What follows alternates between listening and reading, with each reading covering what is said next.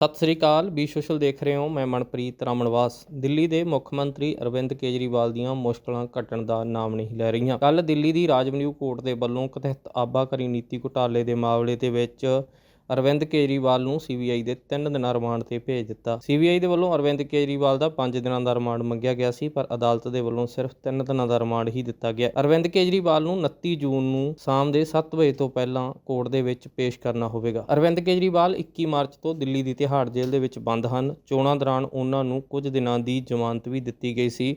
ਉਸ ਤੋਂ ਬਾਅਦ ਫਿਰ ਉਹਨਾਂ ਦੇ ਵੱਲੋਂ 2 ਜੂਨ ਨੂੰ ਤਿਹਾੜ ਜੇਲ੍ਹ ਦਿੱਲੀ ਦੇ ਵਿੱਚ ਸਰੈਂਡਰ ਕੀਤਾ ਗਿਆ ਸੀ। 20 ਜੂਨ ਨੂੰ ਇੱਕ ਅਰਜ਼ੀ 'ਤੇ ਸੁਣਵਾਈ ਕਰਦਿਆਂ ਰਾਜਮਨਿਊ ਕੋਰਟ ਦੇ ਜੱਜ ਨਿਆਬਿੰਦੂ ਦੇ ਵੱਲੋਂ ਅਰਵਿੰਦ ਕੇਜਰੀਵਾਲ ਨੂੰ ਜ਼ਮਾਨਤ ਵੀ ਦਿੱਤੀ ਗਈ ਸੀ, ਪਰ ED ਨੇ ਦਿੱਲੀ ਦੀ ਹਾਈ ਕੋਰਟ ਦੇ ਵਿੱਚ ਪਹੁੰਚ ਕੀਤੀ ਤਾਂ ਇਸ ਮਾਮਲੇ ਦੇ ਉੱਤੇ ਦਿੱਲੀ ਹਾਈ ਕੋਰਟ ਦੇ ਵੱਲੋਂ ਰੋਕ ਲਾ ਦਿੱਤੀ ਗਈ। ਨਾਲ ਦੀ ਨਾਲ ਹਾਈ ਕੋਰਟ ਦੇ ਮਾਮਲੇ ਨੂੰ ਚੁਣੌਤੀ ਦੇਣ ਦੇ ਲਈ ਅਰਵਿੰਦ ਕੇਜਰੀਵਾਲ ਦੇ ਵੱਲੋਂ ਸੁਪਰੀਮ ਕੋਰਟ ਦੇ ਵਿੱਚ ਇੱਕ ਅਰਜ਼ੀ ਵੀ ਦਾਇਰ ਕੀਤੀ ਗਈ ਸੀ, ਪਰ ਇਹ ਅਰਜ਼ੀ ਕੱਲ੍ਹ ਉਸ ਸਮੇਂ ਦੇ ਉੱਤੇ ਵਾਪਸ ਲੈ ਲਈ ਗਈ ਜਦੋਂ ਅਰਵਿੰਦ ਕੇਜਰੀਵਾਲ ਦੀ ਗ੍ਰਿਫਤਾਰੀ CBI ਦੇ ਵੱਲੋਂ ਕੀਤੀ ਗਈ। ਆਮ ਆਦਮੀ ਪਾर्टी ਦੇ ਰਾਜ सभा ਮੈਂਬਰ ਸੰਜੇ ਸਿੰਘ ਨੇ ਕੀ ਕੁਝ ਕਿਹਾ, ਉਹ ਵੀ ਸੁਣੋ। आज जो कुछ भी न्यायालय में हुआ, उसके बाद सबसे पहले तो मैं मीडिया के बंधुओं से यह अनुरोध करना चाहूंगा कि कोई भी झूठी खबर CBI या ED दे तो ये मान लीजिए कि ये मोदी सरकार के, BJP सरकार के इशारे पर प्रायोजित झूठी खबरें हैं। तो कृपा करके उसकी एक बार जांच करना बहुत जरूरी है। आज क्या झूठ फैला दिया CBI ने कि अरविंद केजरीवाल ने इस केस से पल्ला झाड़ लिया और सिसोदिया पे आरोप लगा दिया, जब खुद केजरीवाल जी ने इस पर आपत्ति की कि यह झूठी खबर CBI के द्वारा फैलाई जा रही है,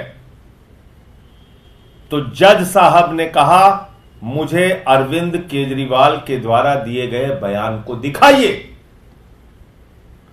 और जब वो बयान देखा गया तो जज महोदय ने खुद कहा कि CBI के लोग गलत बोल रहे हैं, अरविंद केजरीवाल ने ऐसा कोई बयान नहीं दिया। मैं मीडिया के मित्रों से फिर अनुरोध करना चाहूंगा, कोई भी खबर CBI के द्वारा या ED के द्वारा दी जाए, यह हमारे खिलाफ दुर्भावना से काम कर रहे हैं।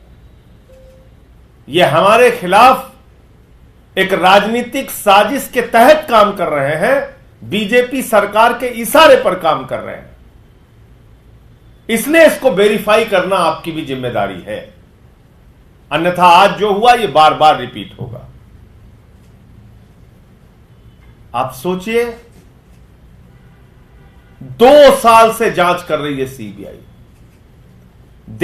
देश की प्राइम इन्वेस्टिगेटिंग एजेंसी, देश की सबसे तेज तर्रार कहे जाने वाली एजेंसियां CBI और ED पिछले 2 साल से दिल्ली के तथाकथित शराब घोटाले की जांच कर रहे हैं। और 2 साल से वही कहानियां, वही बातें दोहराई जा रही हैं। उन बातों का कोई सबूत नहीं, कोई प्रमाण नहीं। 2 साल लग गई, आपकी जांच पूरी नहीं हो रही। 50,000 पन्ने की चार्जशीट आप दाखिल कर चुके हैं, 464 गवाह आपने बना दिए, पता नहीं कितने कागजात आपने छिपा के रखे हैं, कह दिया ये अनरिलाइड अपॉन डॉक्यूमेंट है। जो सबूत, जो कागजात चिल्ला चिल्ला के कहते हैं कि अरविंद केजरीवाल निर्दोष है, मनीष सिसोदिया निर्दोष है, जो चिल्ला चिल्ला के जो कागजात कहते हैं, उन कागजातों को, उन बयानों को आपने कहा ये अनरिलाइड डॉक्यूमेंट है, इसको छिपा के रखो। ये आपकी जांच है। और ये सब कुछ CBI गिरफ्तार करने कब पहुंचती है, ये आप लोगों को और देश के लोगों को सोचना बहुत जरूरी है। कैसे काम कर रही है देश की मोदी सरकार, कैसे काम कर रही है केंद्र सरकार की सीबीआई और ईडी। आप कल्पना कीजिए, केजरीवाल जी को जब गिरफ्तार किया गया, उसी दिन इलेक्टोरल बॉन्ड का मामला सामने आया था। 60 करोड़ रुपए की रिश्वत शरद चंद्र रेड्डी ने भारतीय जनता पार्टी को दी है, इसका खुलासा हुआ था और उसी दिन केजरीवाल जी को गिरफ्तार कर लिया गया था। उसके बाद अरविंद केजरीवाल के मामले में कोई न सबूत थे, न बयान थे, न गवाह थे। वो गवाह फर्जी तरीके से तैयार किए गए थे। ये सब बातें सामने आई, कई बार मैं इसको बता चुका हूं। सुप्रीम कोर्ट ने उनको इंटरिम बेल दिया, अंतरिम जमानत दिया और उस जमानत में स्पष्ट रूप से सुप्रीम कोर्ट ने लिखा, अरविंद केजरीवाल से समाज को कोई खतरा नहीं है, अरविंद केजरीवाल कोई हैबिचुअल ऑफेंडर नहीं है, अरविंद केजरीवाल का कोई क्रिमिनल रिकॉर्ड नहीं है। और इसके आधार पर उनको इंटरिम मिली। फिर दोबारा वो न्यायालय के आदेश का सम्मान करते हुए जेल चले गए। जब ट्रायल कोर्ट ने उनको जमानत दे दी, सारे नियम कानून सब कुछ ताक पे रख के, बगैर आदेश की कॉपी के मोदी सरकार की ईडी ने हाई कोर्ट में जाकर स्टे ले लिया, जमानत पे स्टे ले लिया। और ईडी के न्यायालय ने जो आदेश दिया है उसको एक एक व्यक्ति को पढ़ना चाहिए। क्या लिखा है ईडी की ट्रायल कोर्ट ने, क्या लिखा है ईडी के न्यायालय ने? लिखा कि अरविंद केजरीवाल का कोई मनी ट्रेल नहीं मिला है।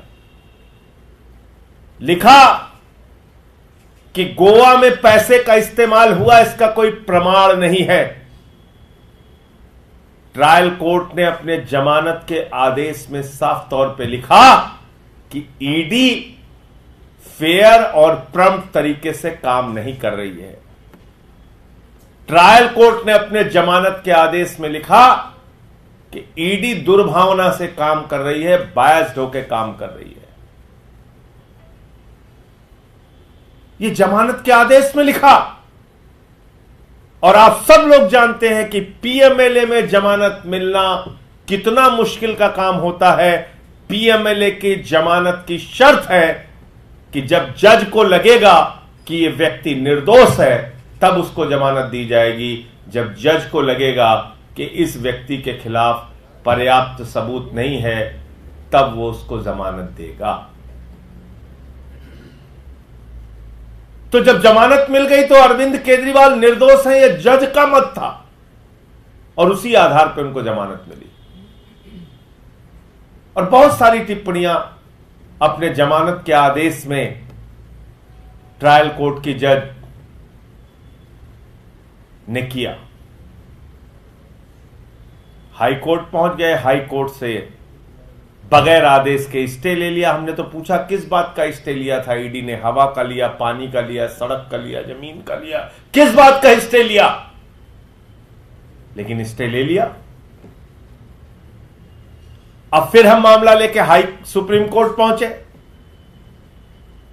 सुप्रीम कोर्ट से जब अरविंद केजरीवाल को जमानत के आदेश पर रोक जो लगी थी, वो रोक हटने की पूरी संभावना थी, अरविंद केजरीवाल के बाहर आने की संभावना थी, उस समय सीबीआई जागती है। कौन सी सीबीआई? वो सीबीआई जो पिछले 2 साल से सो रही थी। वो सीबीआई जिसके सामने 16 अप्रैल 2023 को पहली बार अरविंद केजरीवाल गवाह के तौर पर बुलाए गए। गवाह के तौर पे, याद रखिएगा, आरोपी के तौर पे नहीं, गवाह के तौर पे अरविंद केजरीवाल जी बुलाए गए। 2023 16 अप्रैल। तो भाई अगर अरविंद केजरीवाल आरोपी थे तो अप्रैल महीना से लेके आज जून महीना आ गया, पिछले साल से लेके अब तक 14 महीने हो गए। 14 महीने आपको इन 14 महीनों में अरविंद केजरीवाल को आरोपी बनाने की याद नहीं आई? आपको इन 14 महीने में अरविंद केजरीवाल को गिरफ्तार करने की याद नहीं आई? आपको इन 14 महीनों में अरविंद केजरीवाल के खिलाफ कोई कार्रवाई करने की याद नहीं आई? आपको याद कब आई? जब सुप्रीम कोर्ट से बेल मिलने की पूरी संभावना है। यानी कि जो बेल मिली है, मिलने की नहीं बल्कि जो मिल चुकी है बेल, ट्रायल कोर्ट से जो मिल चुकी है, उस जमानत के आदेश पर जो रोक लगी है हाई कोर्ट की, वो हटने की और उस जमानत पर मोहर लगने की पूरी संभावना है। उस समय सीबीआई जागती है। 14 महीने के बाद सीबीआई जागती है। इतना तो कुंभकर्ण भी नहीं सोता था जितना सीबीआई सोती रही। इतना तो कुंभकर्ण भी नहीं सोता था जितना सीबीआई सोती रही। 14 महीने तक सोती रही और अपने गिरफ्तारी के आधार में उन्होंने क्या क्या बातें कही सीबीआई वालों ने। आज जो आपके चैनल के रिपोर्टर रहे होंगे उन्होंने भी सुना होगा। वो जेम्स बॉन्ड की कॉमिक्स आती थी बच्चों वाली, जेम्स बॉन्ड की कॉमिक्स पढ़ रहे थे। ऐसा हुआ, वैसा हुआ, वैसा हुआ, वैसा हुआ। अरे उसका कोई सबूत है? नहीं, हवा में है। हवा में सब कुछ हो गया। कोई सबूत नहीं, कोई प्रमाण नहीं, हवा में सब हो गया। आप मुझे बताइए, 16 अप्रैल 2023 इन्वेस्टिगेशन चल रहा है 2022 से। 16 अप्रैल 2023 को केजरीवाल को बुलाया गया और इन 1 साल के 14 महीनों के अंदर अरविंद केजरीवाल को आरोपी बनाने के, गिरफ्तार बनाने के लिए उनको याद नहीं आया। आज क्या कह रहे थे? कह रहे थे मंगुट्टा रेड्डी का एक बयान अरविंद केजरीवाल के खिलाफ है जो उन्होंने 24 जनवरी के महीने में दिया। खुद सीबीआई ने कहा है कोर्ट के अंदर, जनवरी 2024 में वो बयान दिया गया। तो भैया मंगुट्टा रेड्डी का बयान तो ईडी में जुलाई 2023 में हो चुका था। मंगुट्टा रेड्डी का बयान तो ईडी के सामने 2023 जुलाई में हो चुका था। वही बातें उसने ईडी के सामने कही थी। ईडी और सीबीआई मिलकर मनीष सिसोदिया के मामले में जब सुप्रीम कोर्ट में बहस कर रही थी तो ईडी ने ये सारे तथ्य, ये सारे बयान मंगुट्टा रेड्डी के बताए थे सुप्रीम कोर्ट के सामने। तो सीबीआई क्या कर रही थी? जनवरी में आपके पास मान लीजिए बयान दे दिया, आप कह रहे हो जनवरी में बयान दिया मंगुट्टा रेड्डी ने, और मंगुट्टा रेड्डी ने तो तरह तरह के बयान दिए। मंगुट्टा रेड्डी ने ही बयान दिए हैं कि अरविंद केजरीवाल से और एक्साइज पॉलिसी से कोई लेना देना नहीं। मैं 5-7 मिनट के लिए उनसे मिला था और उसका एक्साइज पॉलिसी से कोई लेना देना। यह मंगुट्टा रेड्डी का बयान है जो आपने छिपा के रखा है ईडी के दफ्तर में। तो जनवरी में आप कह रहे हैं 2024 जनवरी में मंगुट्टा रेड्डी ने बयान दिया। तो भैया जनवरी बीत गई, फरवरी बीत गई, मार्च बीत गया, अप्रैल बीत गया, मई बीत गया, जून बीतने वाला है। 5 महीने हो गए आपको होश नहीं आया। होश कब आया? मुझे बार बार दोहराना पड़ रहा है। होश कब आया? जब ट्रायल कोर्ट ने अरविंद केजरीवाल को जमानत दे दी।